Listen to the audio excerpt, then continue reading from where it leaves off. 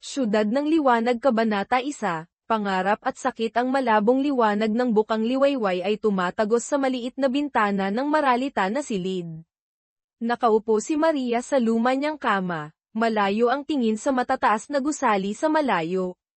Ang siyudad na ito, kasama ang nagniningning na ilaw at marangyang pamumuhay ng mga mayayaman, ay palaging isang pangarap para sa kanya, isang pangarap na marahil ay hindi niya maabot. Ngunit palaging naniniwala si Maria na, gaano man kahirap, ang kanyang boses ang magdadala sa kanya sa ibang lugar. Isang lugar kung saan hindi siya isang mahirap na babae, hindi isang batang naghihirap sa buhay. Narinig niya ang tawag ng kanyang ina mula sa kusina, "Maria, bumaba ka na para mag-almusal, may espesyal akong handa ngayon." Tumayo si Maria, saglit na sumilay ang pag-asa sa kanyang mga mata at muling nawala. Bumaba siya sa hagdan, kung saan nakatayo ang kanyang ina, si Lucia, nagluluto. Si Lucia ang pinakamalakas na babae na kilala ni Maria. Dati siyang sikat na mang-aawit, ngunit dahil sa mga dahilan na alam niya lang, tinalikuran niya ang kanyang karera sa musika at namuhay ng tahimik, ibinabaon ang kanyang hilig sa puso niya. Tiningnan ni Lucia ang kanyang anak na babae ng may mapagmahal na mga mata. "Naaalala mo ba, Maria? Dati kitang kinakantahan ng maraming kanta noong bata ka pa. Alam mo ba, ang musika ang palaging naging liwanag ko, at gusto kong magkaroon ka rin ng liwanag na iyon." Ngumiti si Maria, ngunit sa kanyang puso ay may malalim pa ring kalungkutan. "Inay, gusto kong mag-aral sa Sun Art School. Gusto kong maging isang mang-aawit, isang bituin. Ayaw kong maging ganito na lang palagi ang buhay natin." Huminto si Lucia, nanginginig ang kanyang mga kamay habang hawak ang sandok na panghalo sa lugaw. "Maria, gusto kong ibigay sa iyo ang lahat, ngunit alam mo ba, sa mundong ito, hindi lahat ay may pagkakataong matupad ang kanilang mga pangarap.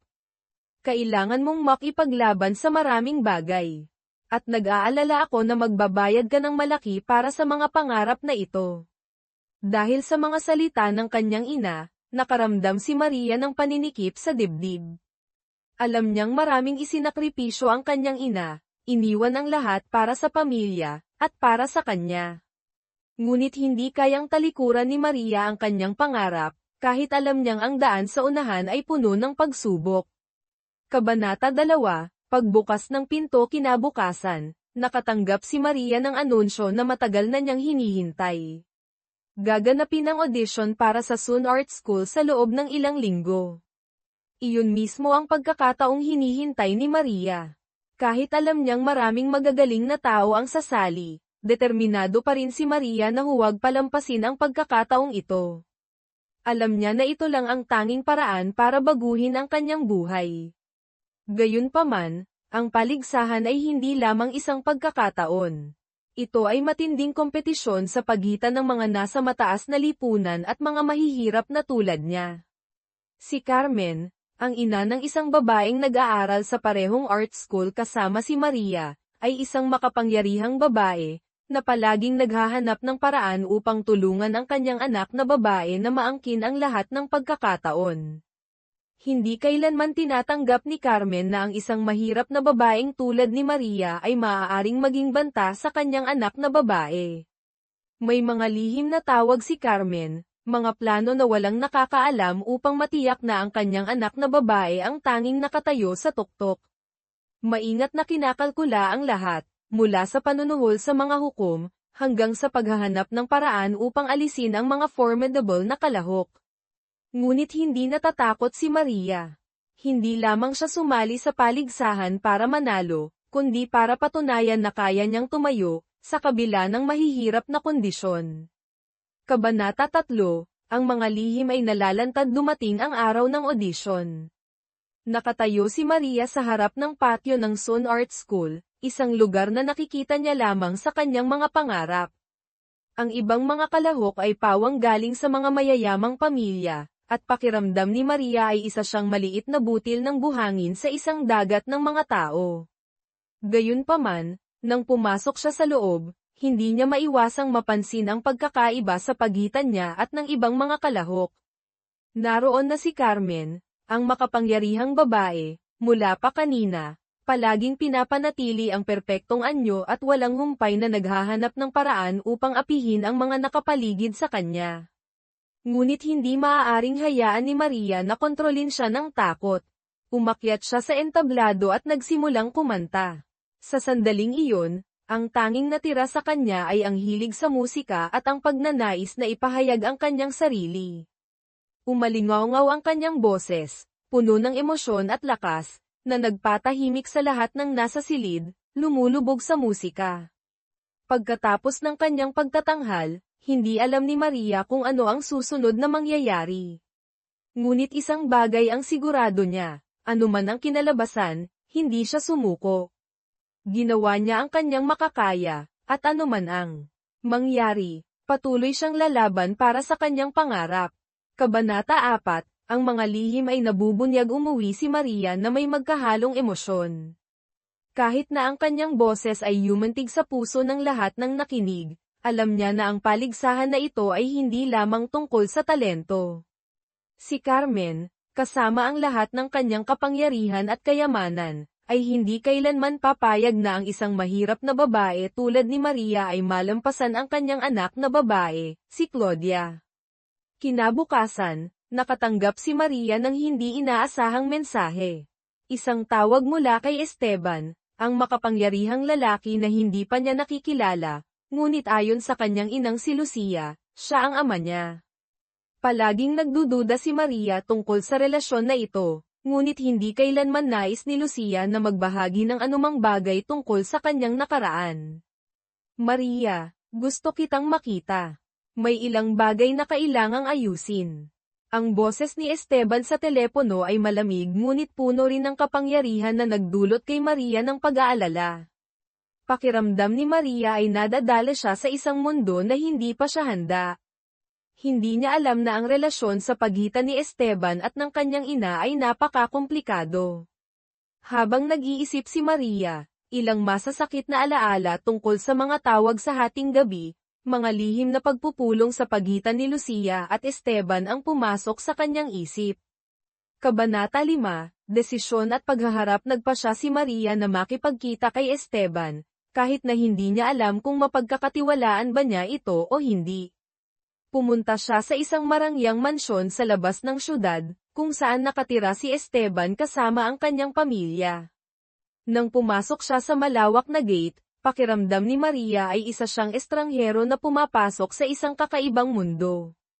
Si Esteban, isang matangkad na lalaki na may uban-ing buhok, ay malungkot na binati si Maria. Mukha siyang hindi mahuhulaan, ngunit ang kanyang mga mata ay kumikinang sa isang misteryosong paraan. Maria, malaki ka na. Alam kong hindi kailanman gustong magsalita ng iyong ina tungkol sa akin, ngunit gusto kong malaman mo na, palagi kitang binabantayan. Mayroon kang espesyal na talento, at gusto kitang tulungang umunlad. Ngunit kailangan mong maunawaan na, sa mundong ito, hindi lahat ay maaaring magtagumpay kung hindi alam kung paano tanggapin ang mga dapat bayaran. Nakaramdam si Maria ng bahagyang takot na umaangat sa kanyang puso. Hindi niya gustong maging bahagi ng larong pampulitika ni Esteban.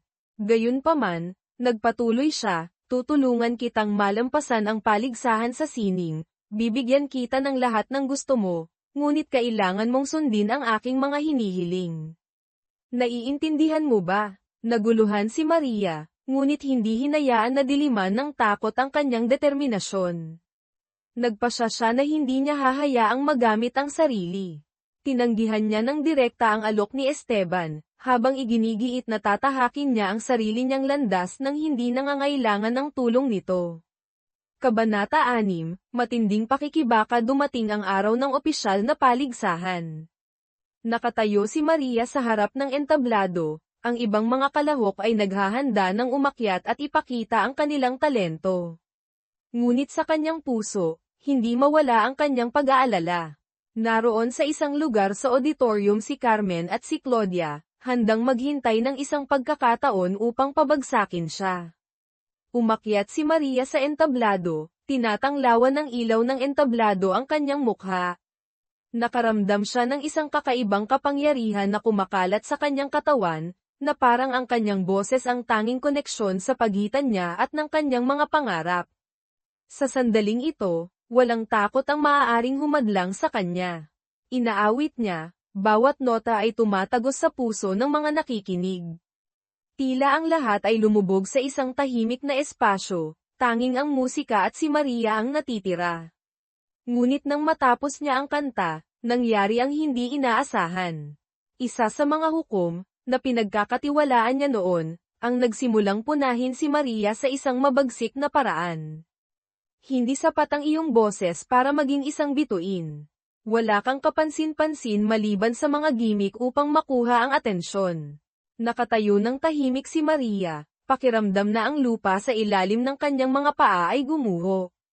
Gayunpaman, sa sandaling iyon, isang malakas na pakiramdam ang sumabog sa kanya.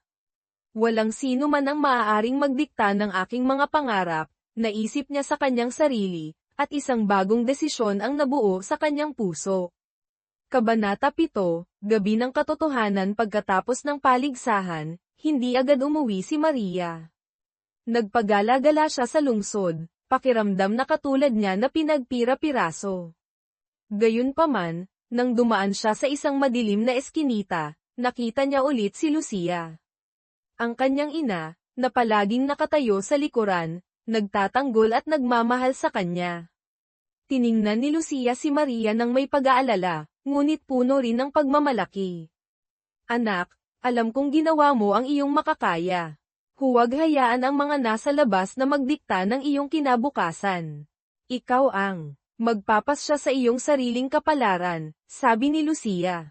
Tumango si Maria, umaagos ang mga luha sa kanyang pisngi. Alam niya na handa na siyang pumasok sa tunay na pakikibaka. Kabanata 8, Tuklasin ang mga lihim. Simula noong araw na iyon, nagpasya si Maria na hindi na lumingon pa. Lalaban siya upang patunayan na ang kanyang mga pangarap ay hindi mga pangako lamang. Sinimulan niyang pag-aralan ng mas malalim si Carmen, Esteban, at ang madilim na mga plano na nagbabanta na kunin ang kanyang pangarap. At ang mga lihim ay lalong lumalantad, ang mga kasinungalingan ay nabubunyag.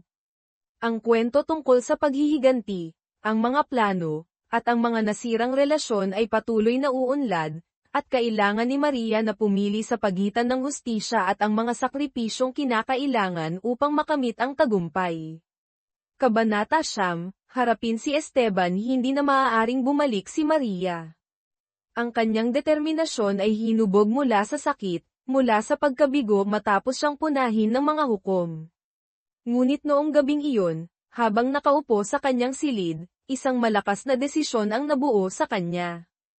Hindi niya hahayaan ang sinuman, maging ang ama na hindi niya nakilala, o ang mga makapangyarihang tao tulad ni Carmen, na magpasya sa kanyang kapalaran.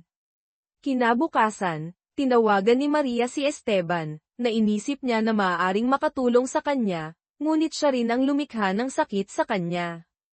Ang tawag ay hindi nagtagal bago ang isang imbitasyon upang makipagkita mula kay Esteban, at sa pagkakataong ito, hindi na maiwasan ni Maria. Sa pagkakataong ito, nang nakatayo sa harap ni Esteban, hindi na siya nakaramdam ng takot tulad ng dati. Tiningnan niya ito sa pamamagitan ng matatag na mga mata, hindi ko na kailangan ang iyong tulong. Tatahakin ko ang sarili kong landas. Kung talagang nagmamalasakit ka sa akin, hindi mo sasaktan ang aking ina, o hahadlangan ako. Tiningnan ni Esteban si Maria sa loob ng mahabang panahon, ang kanyang mga mata ay malamig ngunit mayroon ding tila isang panghihinayang. Anak, hindi mo maintindihan. Ang mundong ito ay hindi kasing simple ng iniisip mo. Ang iyong ina, pati na rin ikaw, ay mga nakalimutan sa mundong ito. Gusto mong magtagumpay, kailangan mong maunawaan na walang tumutulong ng libre. Tumayo ng tuwid si Maria. Hindi hinahayaan na ang lamig ni Esteban ay magpabago sa kanyang determinasyon. Alam ko na ang tungkol sa iyo at sa aking ina. Kung gusto mo akong pabagsakin, nagkakamali ka. Tumahimik si Esteban, at pagkatapos ay dahan-daang nagsalita, napakagaling, Maria. Handa ka nang pumasok sa mundo na aking tinitirhan. Ngunit binabalaan kita, ang lahat ay hindi tulad ng iniisip mo. Kabanata 10, pumasok sa mundo ni Carmen. Patuloy na hinabol ni Maria ang kanyang pangarap, ngunit ang labanan ay hindi lamang huminto sa pagkapanalo sa paligsahan sa sining. Hindi basta-basta sisuko si Carmen. Kahit na tinanggihan ni Maria ang tulong ni Esteban, patuloy pa rin siyang naghahanap ng paraan upang alisin siya sa paligsahan. Isang araw, nakatanggap si Maria ng hindi inaasahang anunsyo. Siya ay tinanggal sa paligsahan sa sining dahil sa isang hindi malinaw na dahilan, paglabag sa hindi malinaw na mga patakaran. Hindi matanggap ni Maria ito, at agad niyang nalaman na ito ang pakana ni Carmen. Nagpasya siya na huwag umupo ng tahimik. Lihim na nag-aral si Maria tungkol kay Carmen, natuklasan na ang babaeng ito ay hindi lamang may impluwensya sa mundo ng sining, kundi mayroon ding malapit na relasyon sa mga taong may kapangyarihan sa lipunan. Ginamit ni Carmen ang lahat ng paraan, mula sa panunuhol hanggang sa paghikayat sa mga hukom, upang tulungan ang kanyang anak na manalo. Hindi maaaring hayaan ni Maria na patuloy na manipulahin ni Carmen ang lahat. Humingi siya ng tulong mula sa mga kaibigan sa industriya at maging sa mga taong nasa mataas na lipunan, mga taong alam ang katotohanan tungkol kay Carmen ngunit hindi nang ahas na magsalita dahil sa takot na mawala ang kanilang posisyon. Nagpasya si Maria na lalaban siya upang ilabas ang katotohanan sa liwanag. Kabanata 11, Plano ng paghihiganti. Sinimulan ni Maria na bumuo ng isang plano upang ibagsak si Carmen. Hindi niya lamang gustong talunin siya sa paligsahan, kundi gusto rin niyang ibunyag sa publiko ang kanyang madilim na mga gawa. Upang magawa iyon, sinimulan ni Maria na lapitan ang mga taong dating inabuso ni Carmen. Ang mga relasyon sa mga hukom, ang pandaraya sa mga nakaraang paligsahan, lahat ay magiging malalakas na sandata sa kamay ni Maria. Sa buong proseso, si Maria ay lalong lumakas at nagiging determinado. Hindi na siya ang mahina at inosenteng babae tulad ng dati. Natuto siyang makitungo sa mga mapagsamantala at harapin ang mahihirap na pagsubok. Isang araw, nagpasya si Maria na gumawa ng pinakamalaking desisyon sa kanyang buhay. Hindi lamang siya lalaban para sa kanyang pangarap, kundi para rin sa hustisya para sa mga inaapi. Tatayo siya laban sa mga plano ni Carmen at babawiin ang nararapat sa kanya. Kabanata 12, Ibunyag ang katotohanan. Dumating ang araw ng panghuling seremonya ng paggawad ng paligsahan sa sining. Alam ni Maria na ito na ang magiging huling pagkakataon upang patunayan sa lahat na karapat-dapat siya. Ngunit nang umakyat siya sa entablado, isang malaking sorpresa ang nangyari. Binaliktad ni Carmen ang lahat at naghanap ng paraan upang manipulahin ang mga resulta ng paligsahan. Gayunpaman, hindi nag-atubili si Maria. Tumayo siya sa harap ng libu-libong tao, kaharap si Carmen at ang mga hukom, at nagsimulang magbunyag ng katotohanan tungkol sa mga mapanlinlang na aksyon nito. Ipinakita niya ang ebidensya na kanyang nakalap, na nagpahirap kay Carmen na bigyang katwiran ang anuman. Nang ibunyag ang katotohanan, tumahimik ang buong auditorium. Si Maria, kahit na siya ay isang mahirap na babae, ay tumayo ng matatag at nagtamo ng hustisya para sa kanyang sarili at para sa mga inaapi.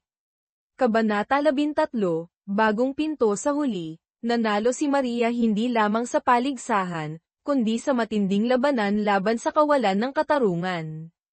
Siya ay hindi lamang isang mang-aawit, kundi isang simbolo ng katatagan at hustisya. Sa pamamagitan ng kamanghamanghang boses at katatagan, pinatunayan ni Maria na walang sino man ang maaaring humadlang sa kanyang pangarap. Nang nakatayo siya sa entablado, nakatingin sa kanyang ina na si Lucia, nagtagpo ang kanilang mga mata na puno ng pagmamalaki. Natupad ni Maria ang kanyang pangako sa kanyang ina, at higit sa lahat, binago niya ang kanyang buhay. Kabanata 14, Bagong buhay at mga susunod na hamon. Pagkatapos manalo sa paligsahan at ibunyag ang katotohanan tungkol kay Carmen, nagsimula si Maria ng bagong kabanata sa kanyang buhay. Gayunpaman, hindi nagtatapos dito ang mga hamon. Bagaman nagkaroon na siya ng pwesto sa industriya ng sining, ang buhay sa mundo ng mga piling tao ay hindi kasing dali ng kanyang iniisip. Bawat liwanag ay may anino nito, at agad na napagtanto ni Maria na hindi siya maaaring mamuhay magpakailanman sa kaluwalhatian ng tagumpay. Ang mga dating sumubok na alisin siya, ngayon ay nagiging mapanganib na mga kalaban. Si Carmen, bagaman naibunyag na, ay mayroon pa ring ibang mga puwersa na handang gamitin ang lahat ng paraan upang pabagsakin si Maria. Hindi madali ang lahat tulad ng kanyang iniisip. Isang hapon, nakatanggap si Maria ng tawag mula kay Esteban, ang amang pinutol na niya ang lahat ng komunikasyon bago iyon. Sa boses niya, naramdaman ni Maria ang kaunting pag-aalala, ngunit hindi kulang sa kanyang likas na lamig. Maria, ayaw kong magkamali ka. Ang babaeng ito, si Carmen, ay gumawa ng masyadong maraming gulo, ngunit huwag kalimutan, hindi lahat sa atin ay maaaring baguhin ang mundong ito. Hindi mo pa naiintindihan ang katigasan ng buhay na ito. Hindi nagulat si Maria, ngunit ang mga salita ni Esteban ay nagdulot sa kanya ng maraming pag-iisip. Ang mundong pinasok niya ay hindi lamang sining o mga hilig, kundi isang walang humpay na labanan, kung saan ang lahat ay maaaring kontrolin ng kapangyarihan at pera. Naiintindihan ni Maria na kailangan pa niyang makipaglaban upang mapanatili ang kanyang sarili. Kabanata 15, ang kaibigang hindi inaasahan. Habang kinakaharap ni Maria ang matitinding laban sa mundo ng mga piling tao, hindi niya inaasahang na matatanggap niya ang tulong mula sa isang lumang kaibigan, si Claudia, ang anak ni Carmen. Hindi madali ang relasyon sa pagitan ni Maria at Claudia. Sila ay naging mga kalaban sa paligsahan, at palaging sinusubukan ni Claudia na lampasan si Maria sa lahat ng paraan, kahit na sa pamamagitan ng maruming mga paraan. Ngunit ngayon, lumilitaw si Claudia na may ibang ugali. Pinuntahan niya si Maria, hindi para ipagpatuloy ang labanan, kundi para aminin ang katotohanan. Maria, alam kong nagkamali ako, sabi ni Claudia, nangingilid ang kanyang mga mata sa luha. Pinaniwala ako ng aking ina na ang pagkamit lamang ng tagumpay sa lahat ng paraan ang tanging daan. Ngunit pagkatapos ng lahat, napagtanto kong nagkamali ako. Gusto kong tumulong. Nagkamali ang aking ina, at hindi ko maaaring ipagpatuloy ang pamumuhay sa kanyang anino. Tiningnan ni Maria si Claudia, nakaramdam ng kaunting pagkagulat ngunit hindi rin gaanong pagdududa. Gayunpaman, nagpasya pa rin siyang makinig, dahil kung minsan, ang katotohanan ay nagmumula lamang sa mga hindi inaasahang pinagmulan. Ibinunyag ni Claudia na ang kanyang ina, si Carmen, ay lihim na nakipagsabuatan sa maraming puwersa sa industriya ng musika at sining, kabilang ang mga taong nasa likod ng pagpapasya sa mga resulta ng paligsahan. May kakayahan siyang kontrolin ang mga hukom, at maging ang paghahanap ng paraan upang angkinin ang mga bagong talento upang maglingkod sa kanyang sariling mga interes. Hindi ko maaaring gawin ang higit pa upang tulungan ang aking ina, Maria, patuloy ni Claudia. Ngunit maaari kitang tulungan. Mayroon akong impormasyon tungkol sa kanyang mga plano, at gusto kong malaman mo ang lahat. Hindi titigil ang aking ina, kung hindi mo siya lalabanan. Nakaramdam si Maria ng isang bagong sinag ng pag-asa na sumisibol sa kanyang kalooban. Napagtanto niya na, upang manalo sa labanan na ito, hindi lamang siya maaaring umasa sa kanyang talento at lakas. Kailangan niyang magkaroon ng diskarte, at isa sa mga pinakamahalagang elemento ay ang suporta mula sa mga taong maaaring magbigay ng mahalagang impormasyon. Kabanata 16, maghanap ng hustisya. Hindi lamang ikinagulat ni Maria ang mga ibinunyag ni Claudia, kundi ikinagalit din niya ito. Inakit ni Carmen ang maraming tao, minamanipula ang mga desisyon sa industriya, at naapektuhan nito ang maraming taong may talento tulad ni Maria. Ngunit hindi na si Maria ang inosenteng babae tulad ng dati. Hindi niya hinayaang maghari ang kawalan ng katarungan na ito. Nagtulungan si Maria at Claudia, nag-iimbestiga at nagtitipon ng ebidensya tungkol sa mapanlinlang na mga gawa ni Carmen. Kailangan nilang maging maingat sa bawat hakbang, dahil alam nilang ang kanilang kalaban ay hindi mga taong madaling talunin. Maaaring gamitin ni Carmen ang lahat ng paraan upang wasakin ang lahat ng kanilang mga plano. Sinimulan ni Maria na lapitan ang mga saksi, ang mga dating inabuso ni Carmen sa nakaraan. Nakakita siya ng mga kwentong nakatago sa likod ng kaluwalhatian ng sining, mga kwento tungkol sa sakripisyo at pagkawala na kinakaharap ng mga taong tulad niya upang makamit ang kanilang mga pangarap. Unti-unti, napagtanto ni Maria na ang labanan ay hindi lamang tungkol sa pagkapanalo sa paligsahan.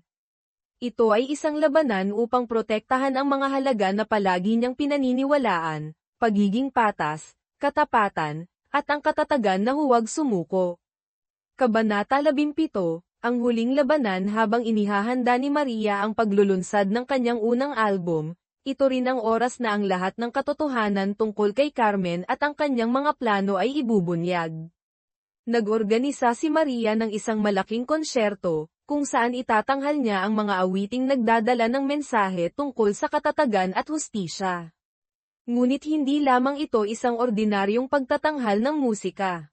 Ito ang pagkakataon para kay Maria na magbigay ng ebidensya tungkol sa mga maling aksyon ni Carmen.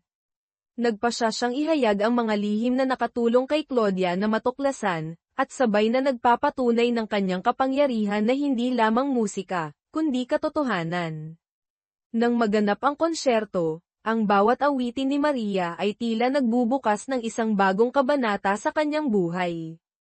Hindi lamang siya umaawit para sa kanyang sarili, kundi para rin sa mga taong dating inaapi, mga taong palaging kailangang mamuhay sa kadiliman.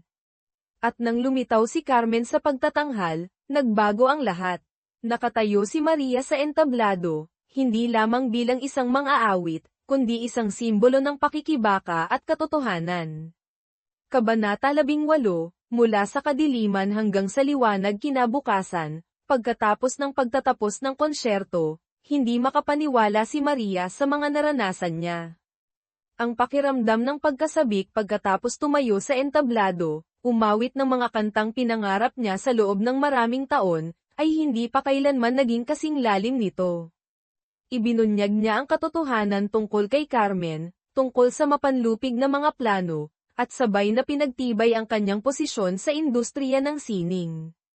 Ngunit ang tagumpay na ito ay hindi nangangahulugan na ang labanan ay natapos na. Marami pa rin siyang haharapin. Si Esteban, ang amang hindi pa niya nagkaroon ng malapit na relasyon, ngayon ay lumilitaw at nakikialam sa lahat ng nangyayari.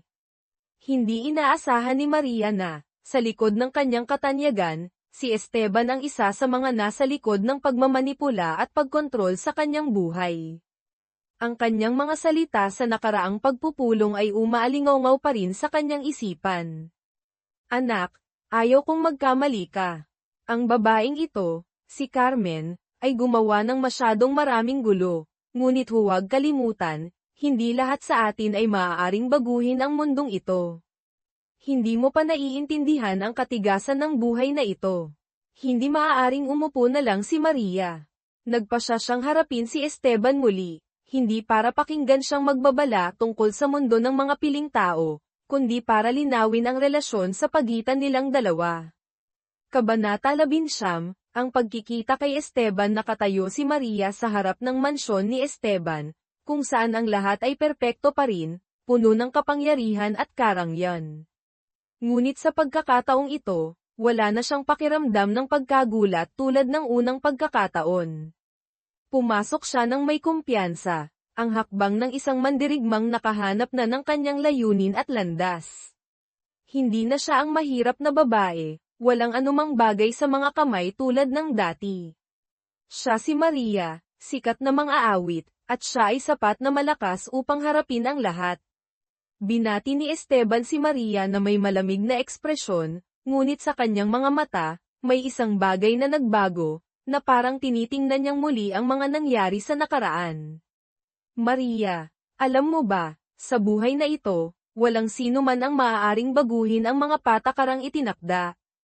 Sinubukan kitang tulungan, ngunit, marahil ay hindi mo naintindihan.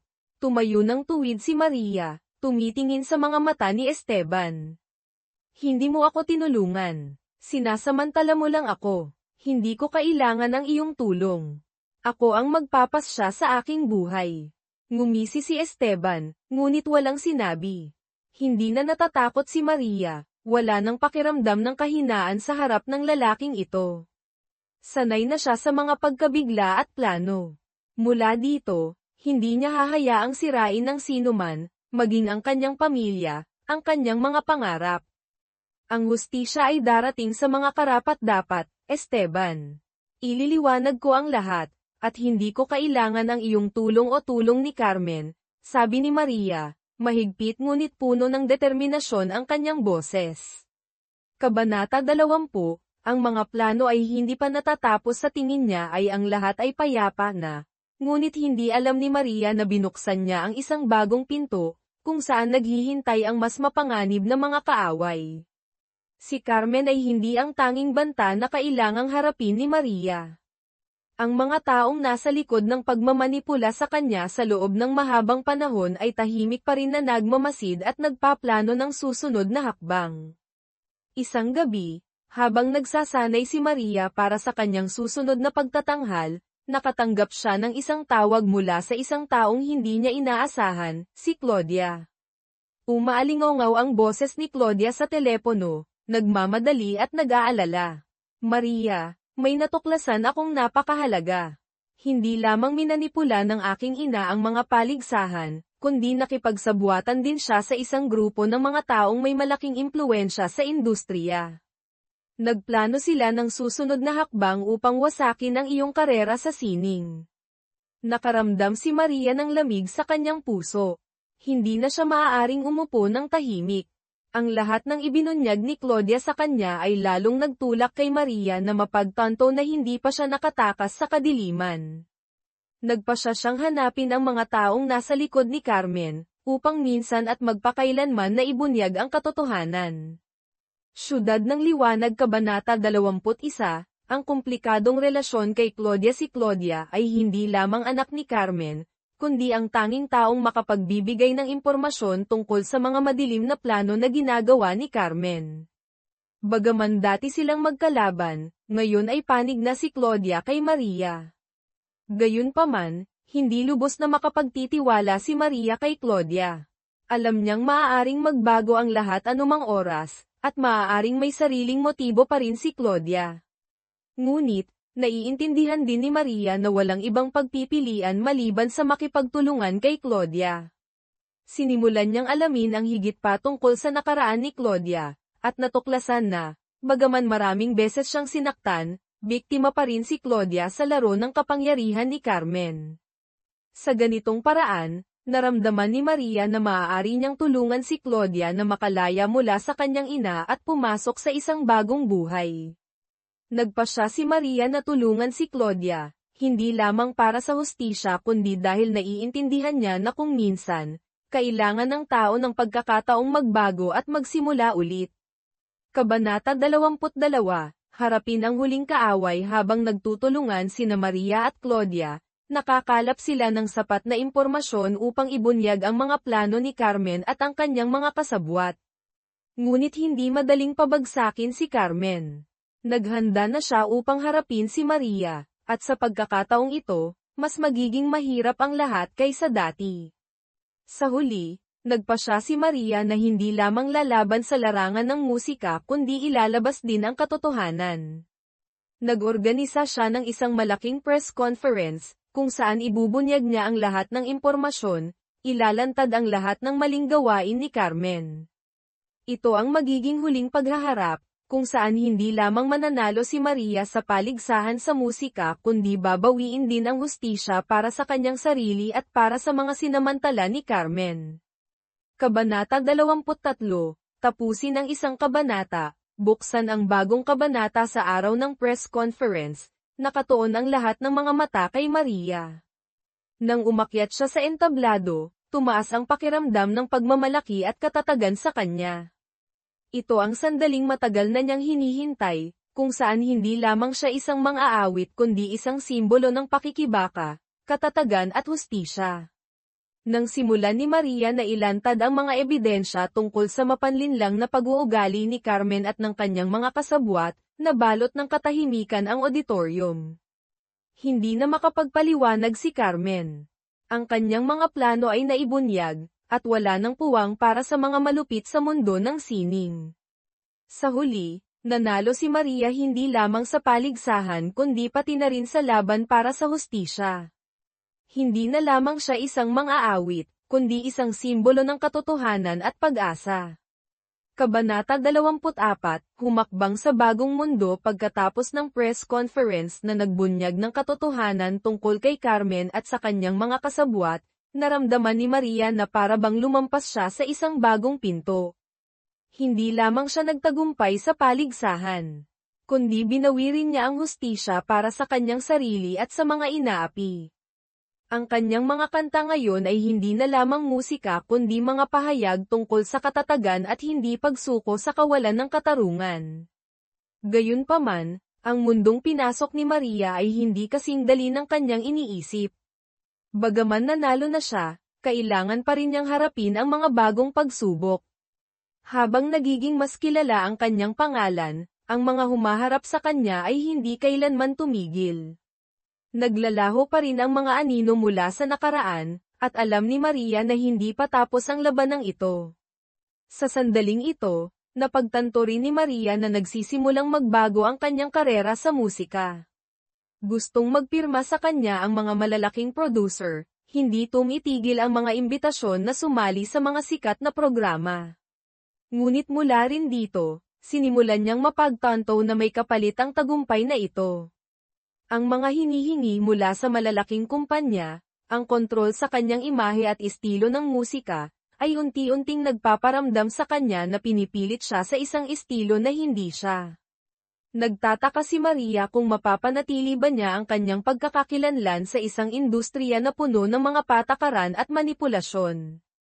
Kabanata 25, ang katotohanan sa likod ng liwanag pagkatapos ng isang buwan pagkatapos ng press conference. Nagpasya si Maria na sumali sa isang malaking pagtatanghal sa isa sa mga marangyang club ng musika sa syudad.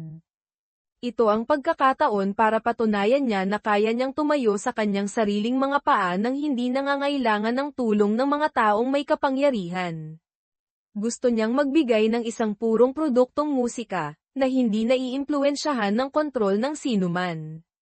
Ang pagtatanghal na ito ay hindi lamang isang simpleng pagtatanghal. Ito ay isang malaking hakbang sa karera ni Maria, ngunit isa ring pagsubok upang patunayan ang kanyang sarili. Gusto niyang ipakita na kahit na nahaharap sa mga madilim na plano o manipulasyon ng industriya, kaya pa rin niyang mapanatili ang kanyang hilig at katotohanan sa kanyang musika.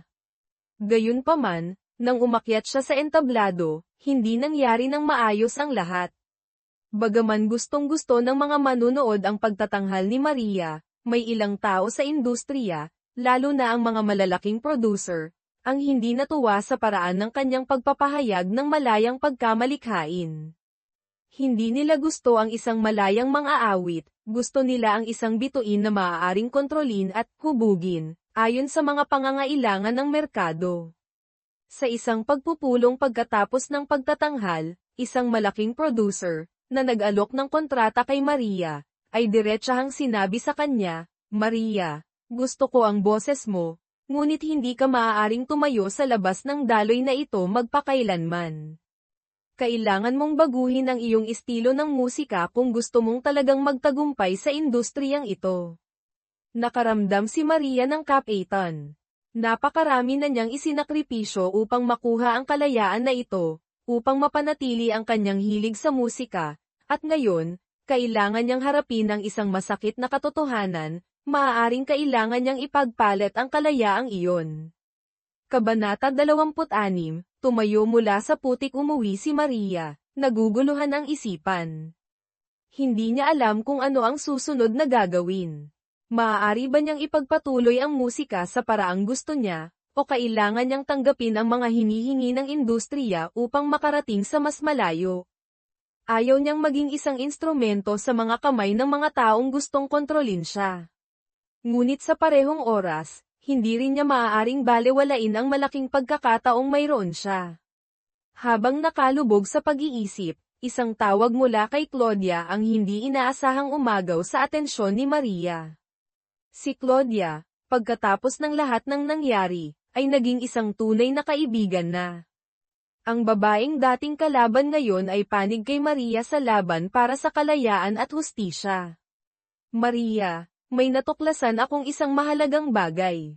Si Carmen ay hindi lamang isang taong may impluwensya sa industriya ng sining, kundi nakikipag-ugnayan din siya sa mga taong may impluwensya sa politika at ekonomiya. Ang mga desisyon na kanyang ginagawa ay hindi lamang nakakaapekto sa industriya, kundi pati na rin sa mga patakaran at paghahati ng kapangyarihan sa lipunan. Ang ginawa niya ay hindi lamang basta-basta manipulahin ang sining. Ito ay isang bahagi sa isang mas malaking plano, sabi ni Claudia, na nag-aalala ang boses. Nakikinig si Maria, naramdaman na parang ang lahat ay mas lumalayo sa kanyang iniisip. Si Carmen ay hindi lamang isang banta sa musika, kundi isang bahagi sa isang malaking sistema na kumokontrol sa maraming bagay sa lipunan na ito. Kabanata 27, pumasok sa malaking labanan nang mapagtanto ni Maria na ang kanyang labanan ay hindi lamang sa mundo ng musika kundi may kaugnayan din sa mga koneksyon ng kapangyarihan, sinimulan niyang maghanda para sa isang mas malaking labanan. Kailangan niyang lumaban hindi lamang upang mapanatili ang kanyang karera, kundi upang labanan ang mga manipulators at maghanap ng paraan upang baguhin ang mga naabaluktot sa lipunan. Hindi na si Maria ang inosenteng babae. Siya ay naging isang tunay na mandirigma, isang taong tumatayo hindi lamang para sa kanyang sarili kundi pati na rin para sa mga mahihina sa lipunan. Ang kailangan niyang harapin ay hindi ang mga pagsubok sa musika lamang, kundi isang labanan para sa pagiging patas. Sa tulong ni Claudia, sinimulan ni Maria na lapitan ang mga taong maaaring makatulong sa kanya na ibunyag ang katotohanan tungkol kay Carmen at ang kanyang mga kasabwat.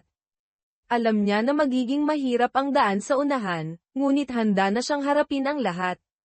Kabanata 28, palayain ang sarili sa wakas. Nagpasya si Maria na hindi na maghihintay ng pahintulot mula sa sinuman. Nag-organisa siya ng isang malaking kaganapan, kung saan ibubunyag niya ang lahat ng katotohanan tungkol kay Carmen at sa mga puwersang nasa likod. Hindi niya hahayaang kontrolin ng mga taong gustong sumamantala sa kanya ang kanyang musika at hilig. Ito ang pagkakataon para kay Maria na palayain ang sarili at lumabas sa kadiliman, at sabay na magdala ng isang malakas na mensahe tungkol sa kalayaan at hustisya. Sa kaganapang iyon, si Maria ang magiging tagapanguna sa revolusyon sa musika, kung saan makikita ng lahat na tunay na mababago ng musika ang mundo, basta't nang ahas tayong tumayo at lumaban para sa kung ano ang tama. Kabanata 29, Revolusyon sa musika. Ang kaganapang isinagawa ni Maria ay naging sentro ng atensyon hindi lamang sa industriya ng sining kundi pati na rin sa lipunan. Ang konsyerto ay hindi lamang isang karaniwang pagtatanghal, kundi isang revolusyon sa musika kung saan ang mga kanta ni Maria ay naging boses para sa mga mahihina, para sa mga palaging inaapi ng makapangyarihang mga puwersa. Nakatayo si Maria sa entablado, sa maliliwanag na ilaw, ang pakiramdam ng kaligayahan at kalayaan ay umaapaw sa kanyang puso. Ito ang sandaling ipinaglaban niya upang makuha. Bawat nota, bawat salitang kanyang inaawit ay nagdadala ng mensahe tungkol sa kalayaan, hustisya, at pagnanais na umunlad sa isang mundong puno ng kawalan ng katarungan. Gayunpaman, nang magsimula ang musika, napagtanto ni Maria na ang laban na ito ay hindi lamang tungkol sa pagkapanalo sa musika.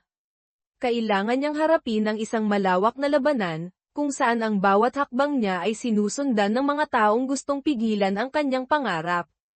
Kabanata 30, Pagsalungat mula sa mga malalaking puwersa. Habang naghahanda si Maria para sa mga susunod na pagtatanghal, ang mga puwersa na hindi niya inaasahan ay nagsimulang sumalungat. Ang mga malalaking producer, ang mga taong dati ay nag-alok na magpirma sa kanya, ay biglang umatras at pinutol ang lahat ng koneksyon. Nagsimulang damalang ang mga tawag mula sa mga kasosyo. Bagaman mayroon ng malaking bilang ng mga tagahanga si Maria at mga imbitasyon na gumanap mula sa mga sikat na plataporma, walang sino man ang maaaring tumanggi na ginagamit ng mga malalaking puwersa ang kanilang impluwensya upang pigilan ang kanyang tagumpay. Biglang lumitaw ang mga problema sa pananalapi. Kinansela ang mga pagtatanghal ni Maria, tumigil ang mga kontrata sa pagre-record. Bagaman mayroon na siyang malaking base ng tagahanga at mga imbitasyon na gumanap mula sa mga sikat na plataporma, walang sino man ang maaaring tumanggi na ginagamit ng mga malalaking puwersa ang kanilang impluwensya upang pigilan ang kanyang tagumpay. Alam ni Maria na ito ang panahon upang gumawa siya ng huling pagpipilian. Magpapatuloy ba siya sa paglaban, o hahayaan niyang pigilan ng mga puwersang ito ang kanyang pangarap? Kabanata 31. Ang mga kaibigan na kasama sa gitna ng tila pagbagsak ng lahat, natanggap ni Maria ang suporta mula sa mga kaibigan na kasama. Si Claudia, bagaman may maraming pag-aalala at takot tungkol sa paghihiganti mula sa kanyang ina, ay nagpasya pa rin na tumayo sa tabi ni Maria. Sinimulan niyang ibigay ang mahahalagang impormasyon tungkol kay Carmen at sa mga puwersang nasa likod niya. Alam ni Claudia na kung hindi sila kikilos ngayon, hindi lamang si Maria kundi pati na rin ang kanyang karera ang masisira. Si Lucia, ina ni Maria, ay hindi rin tumahimik. Natanto niya na, upang protektahan ang kanyang anak na babae, kailangan niyang lumabas mula sa kanyang nakaraan, kung saan palagi niyang itinatago ang mga lihim at kalungkutan. Nagpasya si Lucia na tulungan si Maria sa pamamagitan ng pagkonekta sa mga taong sa mataas na lipunan na dati niyang nakilala. Alam niya na ang labanan na ito ay hindi lamang may kaugnayan sa musika kundi isang labanan para sa hustisya. Sa suporta mula sa kanyang ina at ni Claudia, nagpasya si Maria na huwag sumuko. Sinimulan niyang isagawa ang kanyang plano, hindi lamang laban kay Carmen kundi laban din sa pagbagsak sa mga madilim na puwersa sa industriya ng musika. Iyon ay isang malaking labanan, ngunit handa na si Maria. Kabanata 32. Inilalantad ang huling kaaway pagkatapos ng maraming buwan ng paghahanda, handa na si Maria na harapin ang mga taong nasa likod ni Carmen. Hindi niya magawa ito ng mag-isa, at sa tulong mula kay Claudia, Lucia, at mga kaibigan na kasama, nasa kamay na ni Maria ang isang plano upang ibunyag ang lahat ng katotohanan. Natuklasan niya na hindi lamang si Carmen, kundi mayroong isang network ng mga taong may kapangyarihan sa industriya ng musika, politika, at ekonomiya na nakipagtulungan upang manipulahin ang sining at gamitin ang mga artista bilang mga instrumento upang kumita. Hindi lamang nila pinipigilan ang mga tunay na talento, kundi ginagamit din ang musika upang kontrolin ang lipunan sa paraang gusto nila. Sinimulan ni Maria at ng kanyang grupo na kolektahin ang hindi matutulan na mga ebidensya, at sa suporta ng mga alyado sa pahayagan at mga organisasyon na nagtatanggol sa mga karapatan ng artista, nagpasya si Maria na ihayag ang lahat ng katotohanan sa isang pambansang press conference. Kabanata 33, ang pampublikong labanan sa araw na iyon, libu-libong tao ang naroroon sa press conference. Nakatayo si Maria sa entablado, puno ng tensyon ngunit puno rin ng determinasyon. Alam niya na ito ang huling labanan, kung saan hindi lamang niya kailangang harapin si Carmen at ang mga manipulators sa industriya ng musika, kundi pati na rin ang buong sistema ng lipunan na nakorrupt ng kapangyarihan at pera. Sa tulong ni Claudia, Lucia, at mga kaibigan na kasama, ibinunyag ni Maria ang mga ebidensya tungkol sa mga maling gawain ni Carmen at ang mga taong may kaugnayan. Hindi lamang niya ipinakita ang mga ebidensya tungkol sa manipulasyon sa mga paligsahan sa musika, kundi inilantad din ang mga lihim na relasyon sa pagitan ng mga taong may kapangyarihan at ang mga planong makasakit sa mga artistang may talento. Nang ibunyag ang katotohanan, nagsimulang magbigay pansin ang buong mundo. Nagsimulang magsalita ang publiko laban sa mga maling gawain ng mga taong may kapangyarihan. Sa huli, hindi na kayang tanggihan ni Carmen. Ang buong sistemang binuo niya sa loob ng maraming taon ay bumagsak sa harap ng lahat. Kabanata 34, humakbang sa hinaharap pagkatapos ng malaking labanan na ito, Si Maria ay hindi lamang naging isang sikat na bituin kundi pati na rin ang simbolo ng katatagan at hustisya. Nanalo siya hindi lamang sa industriya ng musika, kundi pati na rin sa labanan upang protektahan ang mga halagang palagi niyang pinaniniwalaan.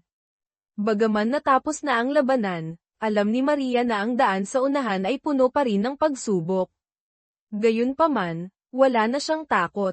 Natagpuan niya ang kanyang lakas, at ngayon, hindi lamang siya kumakanta upang maging sikat, kundi upang maghatid ng malalakas na mensahe tungkol sa kalayaan, hustisya, at pagnanais na umunlad sa isang mundong puno ng kawalan ng katarungan.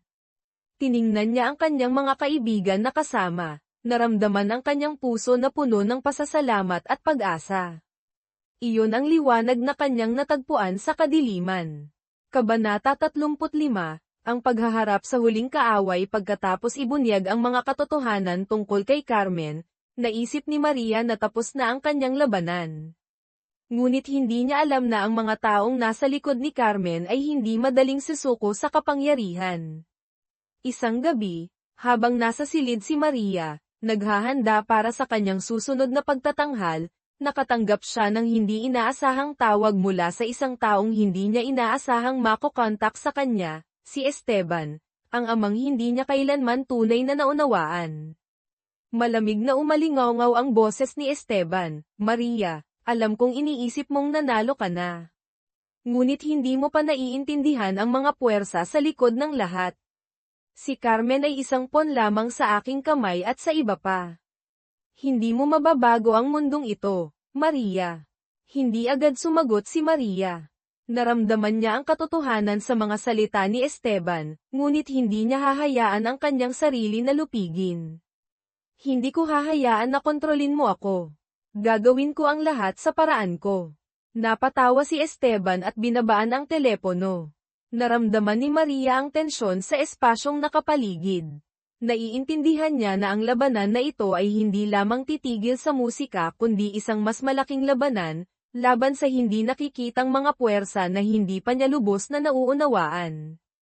Kabanata 36, pagharap sa katotohanan tungkol kay Esteban. Hindi maaaring hayaan ni Maria na patuloy na kontrolin ni Esteban ang kanyang buhay.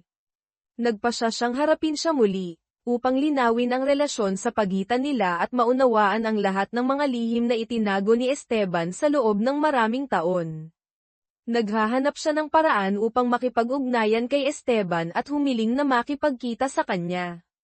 Sa pagkakataong ito, wala nang takot o pag-aalala, naghanda si Maria na harapin ang katotohanan.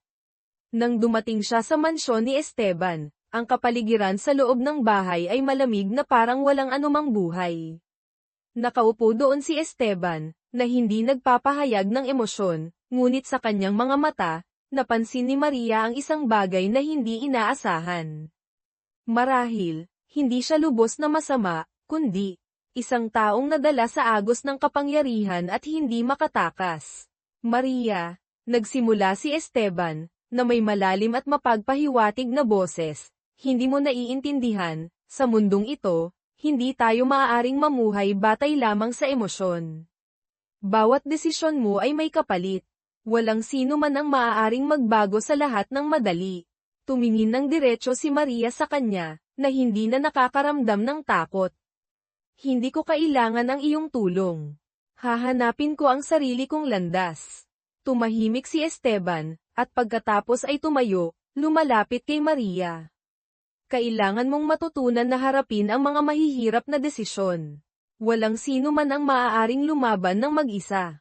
Kabanata 37, ang hindi nagbabagong determisyon. Bagaman ang pagpupulong kay Esteban ay nakatulong kay Maria na maunawaan ang higit pa tungkol sa mga lihim ng pamilya, alam niya na ang katotohanan ito ay hindi maaaring baguhin ang kanyang layunin. Hindi niya hahayaang kontrolin ang kanyang buhay ng mga taong tulad ni Esteban o Carmen. Patuloy siyang tumatahak sa landas na kanyang pinili, ngunit ngayon, hindi lamang siya lumalaban para sa kanyang sarili kundi para rin sa mga halagang kanyang pinaniniwalaan. Nagpasya si Maria na hindi tatanggap ng anumang pamimilit mula sa industriya ng musika. Patuloy siyang gumagawa ng kanyang sariling musika, nag-organisa ng mga malayang pagtatanghal, kung saan maipapahayag niya ang kanyang dalisay na estilo ng musika nang hindi kontrolado. Kahit na mahirap, naramdaman niya na mas malaya at malakas kaysa dati. Nagpasya rin siyang simulan ang isang mas malaking proyekto, tulungan ang mga batang artista, ang mga talentong ngunit pinipigilan ng mga sistemang manipulatibo. Gusto ni Maria na lumikha ng isang malikhaing espasyo kung saan malayang maipapahayag ng mga artista ang kanilang sarili nang hindi nag-aalala na kontrolado ng kapangyarihan at pera. Kabanata 38, ang malakas na pagbabalik. Patuloy na nagsusumikap si Maria, hindi lamang upang paunlarin ang kanyang karera sa musika kundi pati na rin upang lumikha ng isang bagong kilusan sa industriya. Nag-organisa siya ng mga libreng kaganapang musika. Iniimbitahan ang mga batang artista na sumali at lumikha ng mga pagkakataon para sa kanila na paunlarin ang kanilang talento nang hindi kontrolado ng mga madilim na puwersa. Unti-unti, ang pangalan na Maria ay naging simbolo ng kalayaan sa pagkamalikhain sa musika. Hindi lamang gusto ng mga tao ang kanyang boses, kundi pati na rin ang malakas na mensahe na kanyang ipinapadala sa pamamagitan ng kanyang mga kanta. Pagkatapos ng isang taon, nakatanggap si Maria ng isang imbitasyon na lumahok sa isang internasyonal na seremonya ng paggawad ng musika. Ito ang pagkakataon para ipakita niya muli na nalampasan na niya ang lahat ng mga pagsubok at ngayon, nakatayo na siya ng matatag sa kanyang sariling mga paa. Nang umakyat siya sa entablado upang tanggapin ang parangal, maliwanag na tinatanglawan ng ilaw ang mukha ni Maria. Ngumiti siya. Ngunit sa kanyang puso ay nakaramdam siya ng pasasalamat para sa lahat ng kanyang pinagdaanan. Hindi lamang siya nagtagumpay sa musika kundi pati na rin sa labanan para sa kalayaan at hustisya. Kabanata 39, ang katapusan ng isang paglalakbay. Natapos na ang kwento ni Maria, ngunit nagpapatuloy pa rin ang kanyang landas. Nalampasan niya ang lahat ng pagsubok, hinarap ang mga plano at kahirapan, at sa huli, hindi lamang niya nakuha ang kontrol sa kanyang buhay kundi tinulungan din ang iba na magkaroon ng pagkakataong maipahayag ang kanilang talento at pangarap. Hindi na si Maria ang dating mahirap na babae. Siya ay naging isang nagniningning na bituin, hindi lamang dahil sa kanyang talento kundi dahil sa kanyang katatagan at determinasyon. Ang kanyang mga kanta ay hindi lamang umaalingaw sa malalaking entablado, kundi lumalaganap din sa puso ng mga taong nakikipaglaban para sa katotohanan at hustisya. Ang kwento ng Liwanag sa Kadiliman ay nagtatapos dito, ngunit magpapatuloy pa rin ang paglalakbay ni Maria. Natagpuan niya ang liwanag sa kadiliman, at ngayon, siya ang nagdadala ng liwanag na iyon sa iba.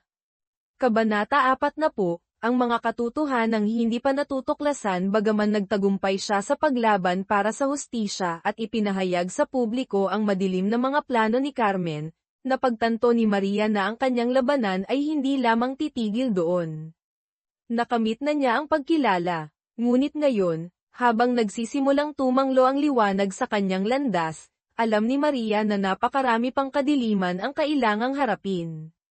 Nakatanggap siya ng isang imbitasyon mula sa isang organisasyon na nagtatanggol sa mga karapatan ng artista, kung saan naghahanap sila ng mga taong makakatulong upang lumikha ng isang mas patas na sistema ng musika, kung saan malayang makakalikha ang bawat artista nang hindi pinamamahalaan ng malalaking puwersa. Nagdulot ng maraming pag-iisip kay Maria ang paanyayang ito. Hindi lamang niya ipinaglalaban ang kanyang karera, kundi pati na rin para sa iba pang mga batang artista, ang mga taong inaapakan pa rin sa ilalim ng pang-aapi ng sistema. Siyudad ng Liwanag. Kabanata 41, palawakin ang impluwensya. Nagpasya si Maria na sumali sa proyektong ito, hindi lamang upang tulungan ang mga batang artista kundi pati na rin upang bumuo ng matibay na pundasyon para sa malayang musika. Sinimulan niya na mag-organisa ng mga seminar, kung saan ibinabahagi niya ang kanyang mga kwento at mahahalagang karanasan na kanyang natutunan sa buong paglalakbay na puno ng pagsubok. Sinimulan din niyang bumuo ng mga relasyon sa ibang mga artista, music hero, at producer na may parehong pananaw. Sa bawat seminar, sa bawat pagpupulong, Natututo si Maria tungkol sa mga paghihirap na kinakaharap ng mga batang artista kapag pumapasok sa industriyang ito. Kailangan nating lumaban upang ang musika ay talagang maging instrumento ng kalayaan at hustisya, sabi ni Maria sa isang seminar. Hindi natin maaaring hayaan ang malalaking puwersa na kontrolin ang ating mga likha. Ang musika ay dapat na ating boses. Patuloy niyang hinihikayat ang mga kabataan na huwag tumigil sa pagpursigi sa kanilang hilig, kahit na puno ng pagsubok ang industriya. Ang mga payo at karanasan ni Maria ay nakatulong sa maraming tao na mahanap ang kanilang sariling landas sa musika. Kabanata 42, Pakiramdam ng pagkawala. Bagaman unti-unting nagiging tama ang patutunguhan ng paglalakbay ni Maria, nagsimula siyang makaramdam ng isang kakaibang kawalan. Bahagi ng kanyang puso ay nakakaramdam na bagaman nakatulong siya sa maraming tao, ang kanyang karera sa musika ay tumatahak sa ibang direksyon. Ang mga hinihingi mula sa malalaking organisasyon at ang mga pangako na ginawa niya sa mga proyekto ng malayang musika ay nagpaparamdam sa kanya na unti-unti na siyang nawawala ng orihinal na pagkatao, ang pagkatao na bumubuo kay Maria na minamahal ng lahat. Naalala ni Maria ang kanyang mga unang malayang pagtatanghal, ang mga konsyerto kung saan hindi siya limitado ng sinuman. Ang pag-ibig niya sa musika noon ay dalisay, hindi kinokontrol ng anumang elemento maliban sa kanyang hilig at pagmamahal. Ngunit ngayon, nararamdaman niya na unti-unti na siyang nagiging bahagi ng sistemang dating niyang tinutulan.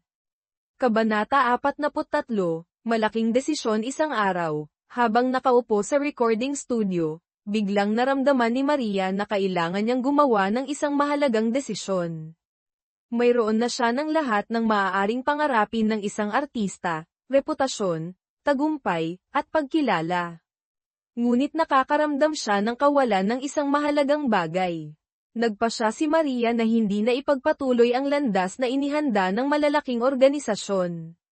Gusto niyang bumalik sa dalisay na musika, kung saan ang bawat likha ay nagmumula sa puso at hindi pinipilit ng sinuman. Gusto niyang maging isang